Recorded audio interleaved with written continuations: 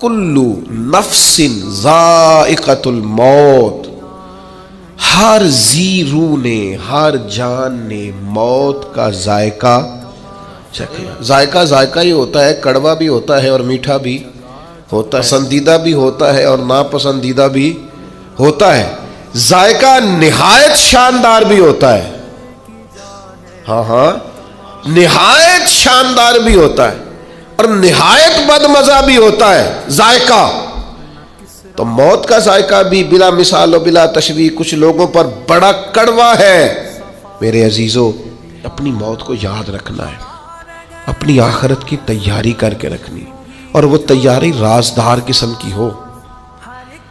وہ تیاری لوگوں کو نہیں بتانی کہ میں سویرے سحری میں اٹھتا ہوں اور میں نفل پڑھتا ہوں اور 14 عمرے کر چکا ہوں، شکر ہے اللہ نے 3 دفعہ آج پہ بلایا ہے۔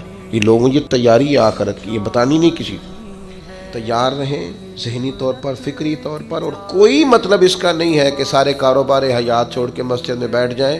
بس جہاں بیٹھیں یہ یاد رکھیں دنیا سے جانا ہے، جو کروں گا دیانتداری سے کروں گا، اللہ سے ڈر کے کروں گا۔